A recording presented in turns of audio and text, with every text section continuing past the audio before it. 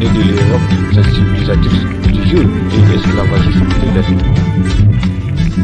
Et surtout pour réconforter l'idéalisme de la démocratie européenne qui est beaucoup trop distrait par le confort du chauffage et la climatisation, même s'ils n'ont pas hésité à placer les poignards de la barbarie pendant la pénétration coloniale à l'Afrique, même s'ils n'ont pas hésité à planter les poignards du néocolonialisme à l'Afrique, juste après la Seconde Guerre mondiale, juste après que l'Afrique a envoyé ses enfants pour créer un fossé entre les modes de vie européens et les nazis, juste après que des enfants d'Afrique ont été contraints à l'exil, ont été déportés, déracinés pour donner vie au commerce triangulaire, même s'ils n'ont pas hésité à regarder avec un œil sournois l'Europe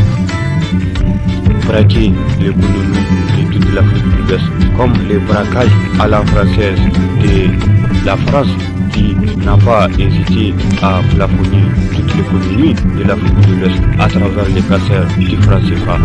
Si les chanteurs de la démocratie n'ont pas hésité à parrainer des moutons merdés et emmerdants, même s'ils n'ont pas hésité à regarder et à bénir des moutons tordus et condescendants, des moutons cancérés qui sont restés figés comme un sac de cailloux dans les palais présidentiels des nations africaines, pendant que la France et l'Europe pillent l'Afrique. Même si les chanteurs de la démocratie n'ont pas hésité à parrainer des moutons passionnés à servir plutôt que de se révolter et se froisser et muscler. Des moutons sociopathes en manque d'affection et pleinement qualifiés pour démolir tout un gouvernement, pleinement qualifiés pour être épaulés par la majorité pour emmerder la minorité, tout comme pour emmerder toute une démocratie afin de servir la France et l'Europe,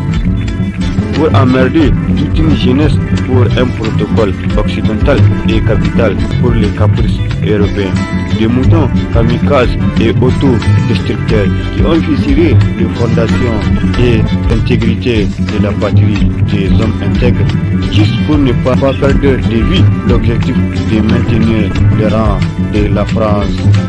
sur la grande scène internationale.